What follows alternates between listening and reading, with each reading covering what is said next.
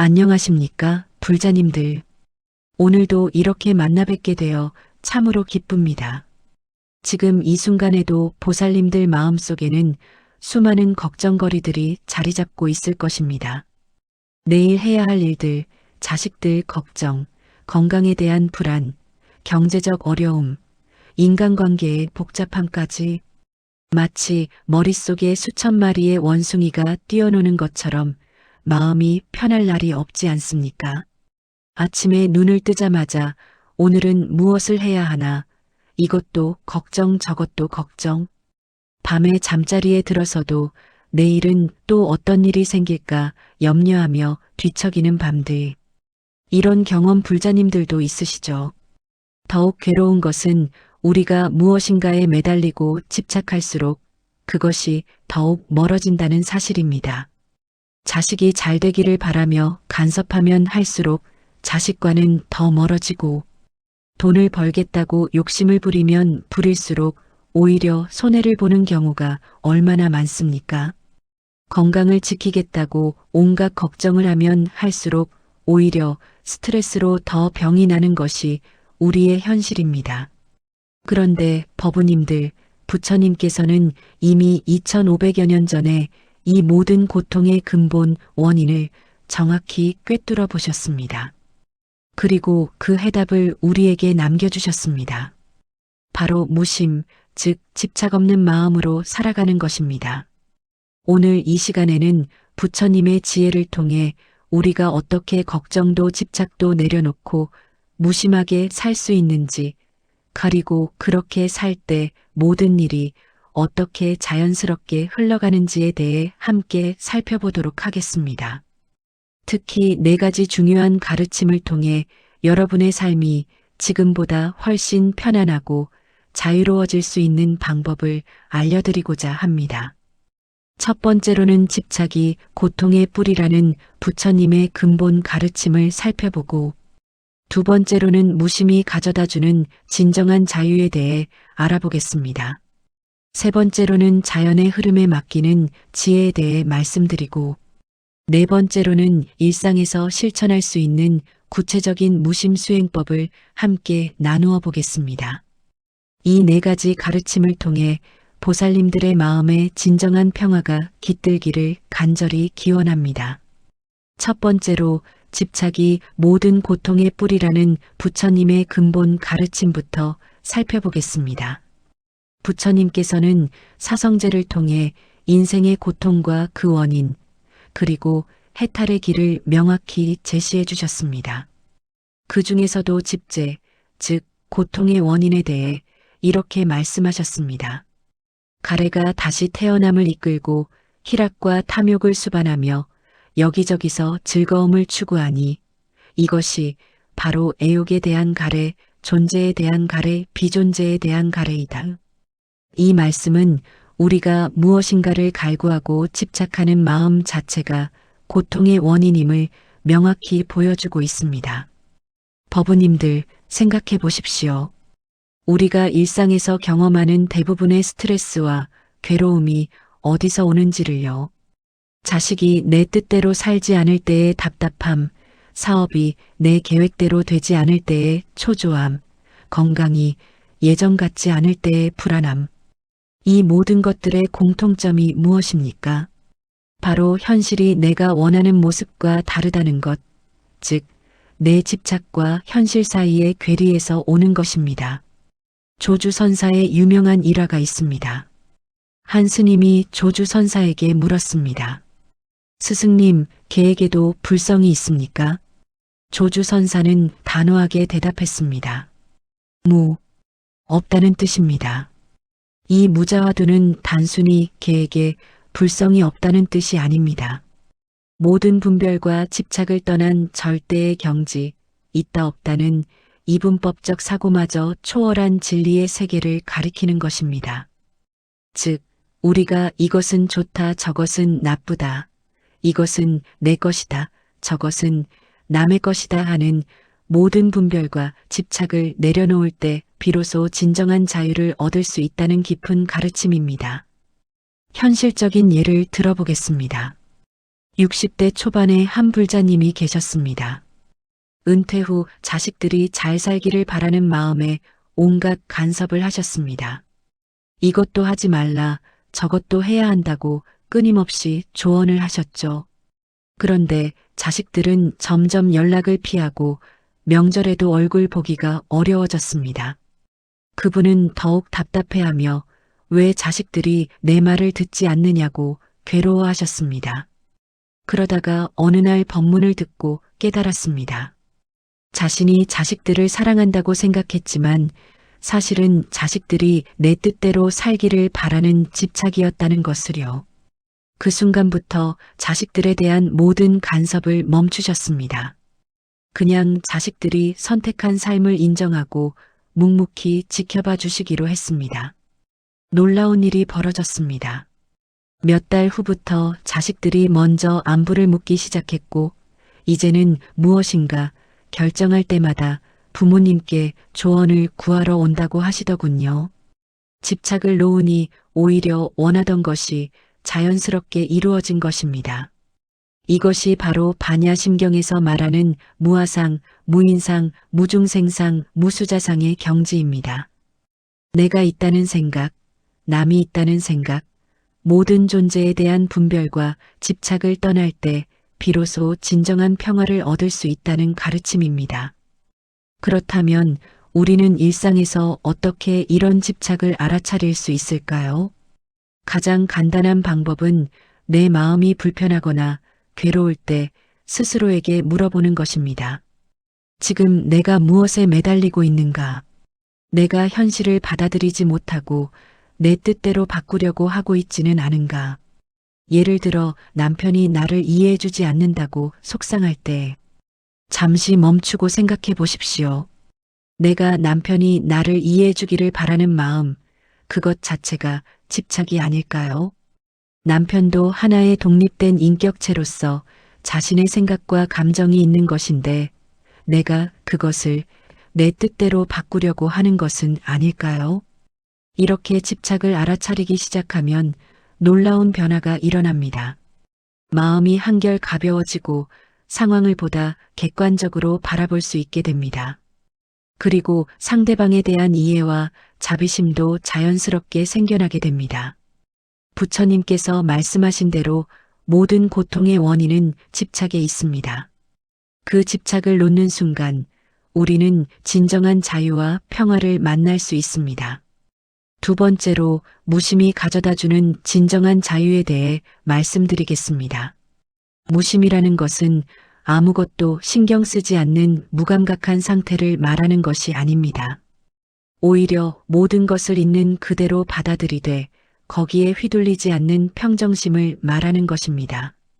6조 해능대사의 개송에 이런 말씀이 있습니다. 보리본무수 명경역비대 본래 무일물 하쳐야지네. 보리는 본래 나무가 아니요 밝은 거울도 또한 대가 아니로다. 본래 한 물건도 없거늘 어느 곳에 티끌이 일겠는가. 이 개송은 우리의 본성이 본래 청정하여 어떤 더러움도 묻지 않는다는 깊은 깨달음을 담고 있습니다. 즉, 우리 마음 자체는 원래 완전히 자유롭고 평화로운 상태인데 우리가 온갖 생각과 감정에 휘둘려서 그것을 잊고 살아간다는 것입니다. 무심의 상태란 바로 이 본래 청정한 마음의 상태로 돌아가는 것입니다. 좋은 일이 일어나도 들뜨지 않고 나쁜 일이 일어나도 절망하지 않으며 모든 것을 담담하게 받아들이는 평정심을 말하는 것입니다. 한 가지 실제 사례를 말씀드리겠습니다. 50대 중반의 한 불자님이 계셨는데 오랫동안 운영하던 사업이 어려워져서 큰 손실을 보게 되었습니다. 처음에는 밤잠을 이루지 못하고 온갖 걱정과 후회에 시달렸습니다. 왜 그때 그런 결정을 했을까? 앞으로 어떻게 살아야 할까 하는 생각들로 괴로워했습니다. 그러던 중 무심에 대한 법문을 듣고 깨달음을 얻었습니다. 이미 일어난 일에 대해 후회하는 것도 앞으로 일어날 일에 대해 걱정하는 것도 모두 소용없는 일이라는 것을요. 중요한 것은 지금 이 순간 내가 할 수 있는 일에 최선을 다하는 것뿐이라는 것을 깨달았습니다. 그 순간부터 그분의 마음이 완전히 바뀌었습니다. 사업 실패를 원망하지도 않고 미래를 두려워하지도 않으며 그냥 담담하게 현실을 받아들이고 새로운 길을 찾기 시작했습니다. 놀랍게도 마음이 평정을 되찾자 새로운 기회들이 보이기 시작했고 결국 이전보다 더 안정적인 일을 찾을 수 있었다고 합니다. 이것이 바로 무심의 힘입니다. 우리가 결과에 집착하지 않고 과정에 충실할 때 오히려 더 좋은 결과가 따라오는 것입니다. 장자의 우원 중에 이런 이야기가 있습니다. 바람이 불어 나뭇가지들이 흔들리는데 굵은 가지들은 꺾여 떨어지고 가는 가지들은 바람에 맞춰 흔들리며 살아남았다는 이야기입니다. 우리 인생도 마찬가지입니다. 고집스럽게 내 뜻을 관철하려고 하면 현실과 부딪혀 상처를 받게 됩니다. 하지만 물처럼 유연하게 상황에 맞춰 흘러가면 어떤 어려움도 극복할 수 있습니다. 무심한 마음으로 살아가면 여러 가지 좋은 일들이 일어납니다. 첫째, 스트레스가 현저히 줄어듭니다. 결과에 집착하지 않으니 실패를 두려워할 이유가 없어집니다. 둘째, 판단력이 명확해집니다. 감정에 휘둘리지 않으니 상황을 객관적으로 볼 수 있게 됩니다. 셋째, 인간관계가 편해집니다.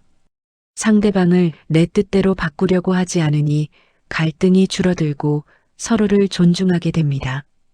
넷째, 창의력이 발휘됩니다. 기존의 틀에 얽매이지 않으니 새로운 아이디어와 해결책이 떠오르게 됩니다. 다섯째, 건강이 좋아집니다. 정신적 스트레스가 줄어들면 자연히 신체 건강도 좋아집니다. 이런 무심의 경지에 이르기 위해서는 꾸준한 수행이 필요합니다. 매일 잠시라도 시간을 내어 명상하고 일상에서 일어나는 모든 일들을 있는 그대로 받아들이는 연습을 해야 합니다. 특히 화가 날 때나 속상할 때 잠시 멈추고 깊게 숨을 쉬며 스스로에게 물어보십시오. 지금 내가 무엇에 집착하고 있는가? 이 상황을 바꿀 수 없다면 내가 할 수 있는 일은 무엇인가? 이런 질문들을 통해 점차 무심의 경지로 나아갈 수 있습니다. 세 번째로 자연의 흐름에 맡기는 지혜에 대해 말씀드리겠습니다. 부처님께서는 연기법을 통해 이 세상의 모든 것이 서로 연결되어 있으며 모든 것이 인연에 따라 생겨나고 소멸한다고 가르쳐 주셨습니다. 재법무상 재행무상, 모든 현상은 무상하고 모든 것은 변화한다. 이 말씀은 우리가 아무리 애써도 바꿀 수 없는 것들이 있다는 것을 의미합니다. 계절이 바뀌는 것처럼 사람이 늙고 죽는 것처럼 이 세상에는 자연의 법칙이 있고 그 흐름을 거스를 수는 없다는 것입니다. 그렇다면 우리는 이 흐름 앞에서 무력하게 당해야만 할까요? 그렇지 않습니다. 지혜로운 사람은 이 자연의 흐름을 거스르려 하지 않고 오히려 그 흐름을 이용합니다. 노자의 도덕경에 이런 구절이 있습니다. 상선약수 수선이 만물이 불쟁. 최고의 선은 물과 같다. 물은 만물을 이롭게 하되 다투지 않는다. 물은 항상 낮은 곳으로 흘러가지만 결국 바다에 이르러 가장 큰 존재가 됩니다. 바위를 만나면 돌아서 흘러가지만 결국 그 바위마저 깎아내어 모래로 만들어버립니다. 이것이 바로 자연의 흐름에 맞춰 살아가는 지혜입니다. 실제 생활에서 이것이 어떻게 적용되는지 예를 들어보겠습니다.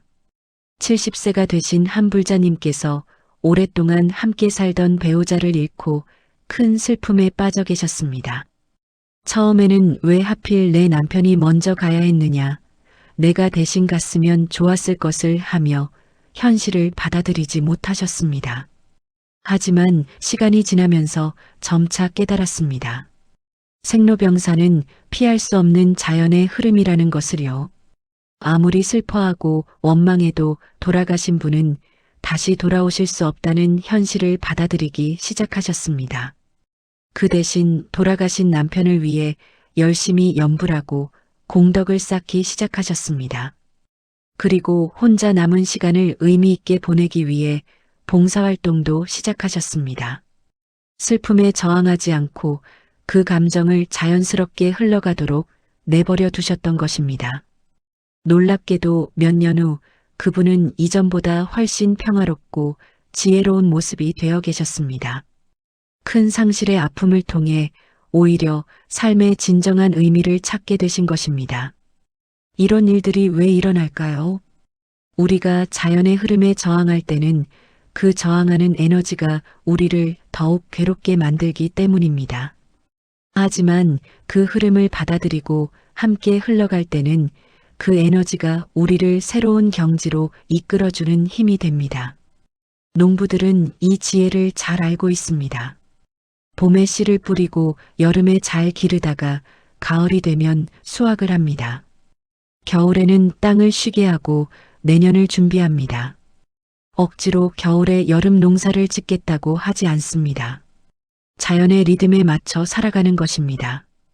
우리 인생도 마찬가지입니다. 젊을 때는 열심히 배우고 경험을 쌓고 중년에는 그 경험을 바탕으로 결실을 맺으며 노년에는 지혜를 나누고 내려놓는 것이 자연스러운 흐름입니다. 60대가 되어서 20대처럼 살려고 하거나 20대가 60대의 지혜를 갖추겠다고 조급해할 필요가 없습니다. 또한 우리 마음의 상태도 마찬가지입니다. 기쁠 때는 기뻐하고 슬플 때는 슬퍼하며 화날 때는 화를 내되 거기에 휘둘리지 않는 것입니다.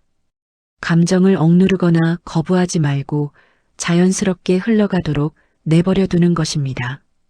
이렇게 자연의 흐름에 맞춰 살아가면 삶이 훨씬 편해집니다. 억지로 뭔가를 만들어내려고 애쓰지 않아도 되고 현실과 계속 싸우느라 에너지를 소모할 필요도 없습니다. 강물이 바다로 흘러가듯이 우리 삶도 자연스럽게 제자리를 찾아가게 됩니다. 물론 이것이 아무것도 하지 말고 손 놓고 있으라는 뜻은 아닙니다.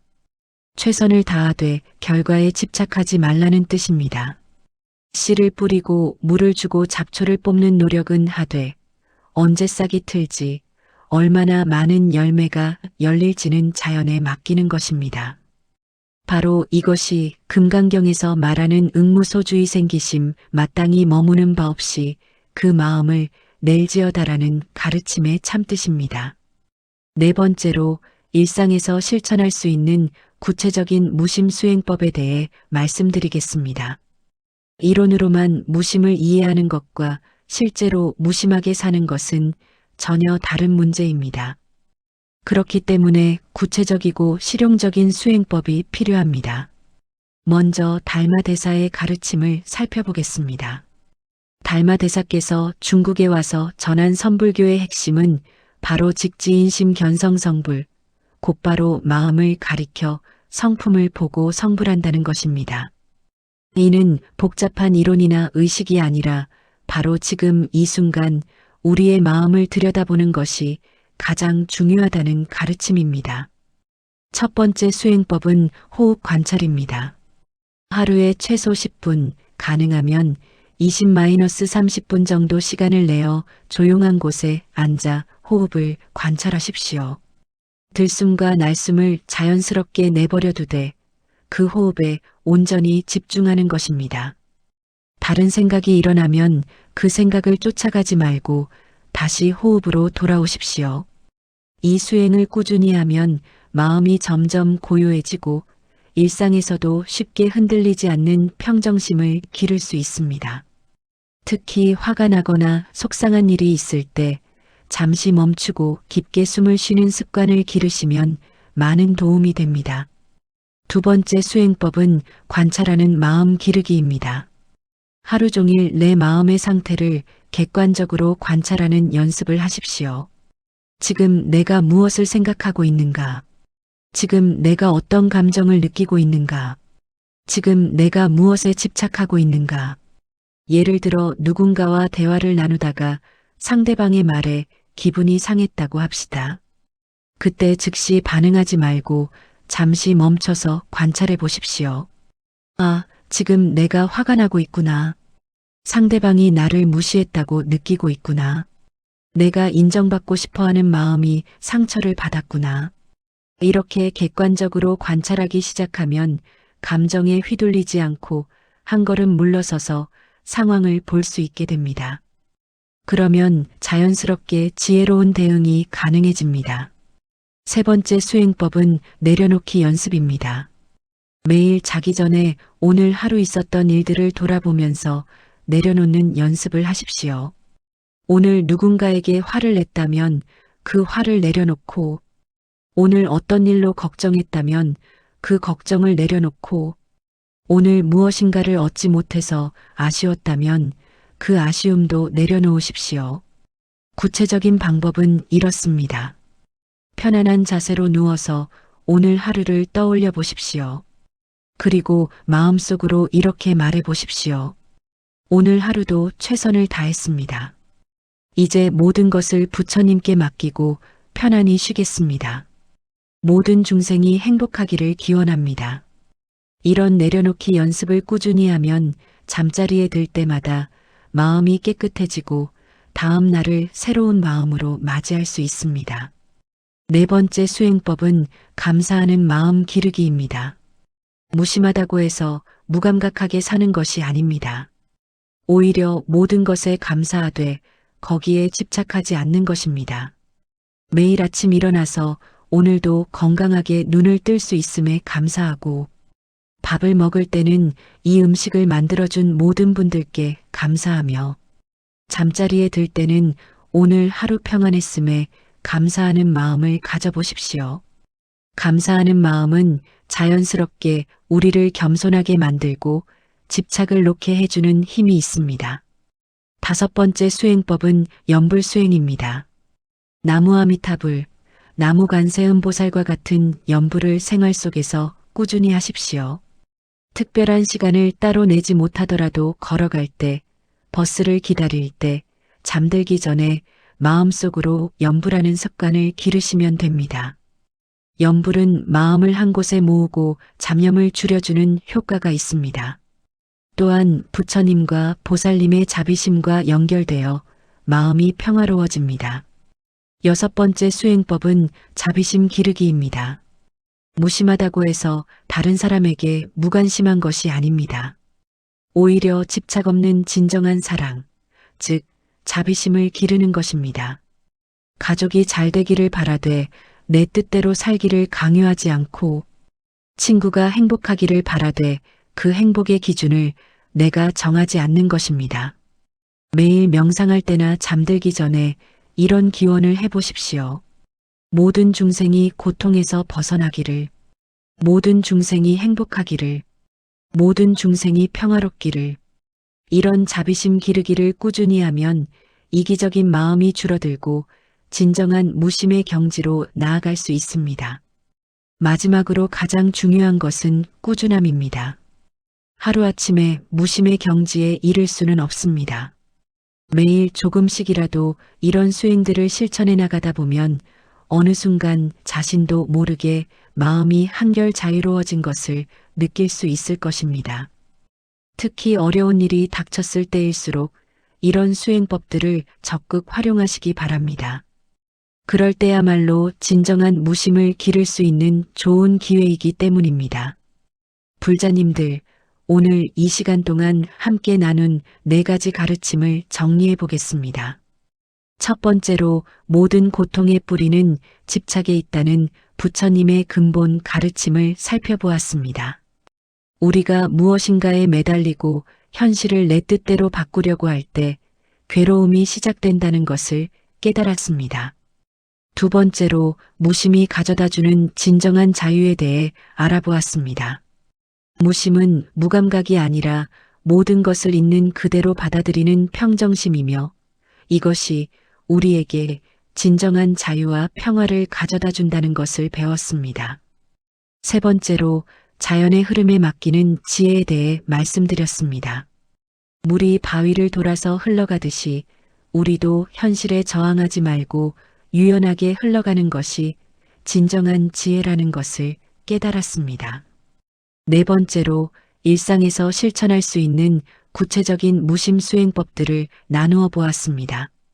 호흡 관찰, 마음 관찰, 내려놓기 연습, 감사하는 마음, 염불 수행, 자비심 기르기 등의 실천 방법을 통해 점차 무심의 경지로 나아갈 수 있습니다. 법우님들, 이 모든 가르침의 핵심은 하나입니다. 집착을 놓고 자연스럽게 살아가는 것입니다. 결과에 매달리지 말고 과정에 충실하며 내 뜻대로 되지 않아도 원망하지 않고 모든 일을 있는 그대로 받아들이는 것입니다. 그렇게 살아갈 때 우리는 진정한 자유와 평화를 얻을 수 있습니다. 억지로 무엇인가를 만들어내려고 애쓰지 않아도 필요한 것들이 자연스럽게 따라오게 됩니다. 강요하지 않아도 관계가 좋아지고 걱정하지 않아도 일이 잘 풀리며 집착하지 않아도 원하는 것을 얻을 수 있게 됩니다. 이것이 바로 무심의 놀라운 힘입니다. 보살님들께서 오늘 이 법문을 통해 조금이나마 마음의 평안을 얻으셨기를 간절히 기원합니다. 그리고 오늘부터라도 작은 것 하나씩 내려놓기 시작하시기 바랍니다. 하루아침에 모든 것을 바꿀 수는 없지만 매일 조금씩 수행해 나가다 보면 어느 순간 놀라운 변화를 경험하실 수 있을 것입니다. 만약 오늘 법문이 도움이 되셨다면 좋아요 버튼을 눌러주시고 댓글로 여러분의 소중한 경험담이나 질문을 나누어 주시기 바랍니다.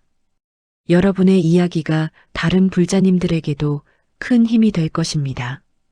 그리고 이런 부처님의 지혜가 더 많은 분들께 전해질 수 있도록 구독과 알림 설정도 부탁드립니다. 마지막으로 오늘 이 시간 함께 해주신 모든 불자님들께 깊은 감사의 말씀을 드립니다. 오늘 나눈 공덕이 여러분과 여러분의 가족, 그리고 모든 중생들의 행복과 해탈에 도움이 되기를 간절히 기원하며 회양합니다. 원하는 것을 얻지 못할 때 괴로워하지 마십시오. 얻은 것을 잃을까봐 두려워하지도 마십시오. 모든 것을 있는 그대로 받아들이고 자연의 흐름에 맡기시기 바랍니다. 그럴 때 진정한 평화와 자유를 얻을 수 있을 것입니다. 나무아미타불, 나무아미타불, 나무아미타불.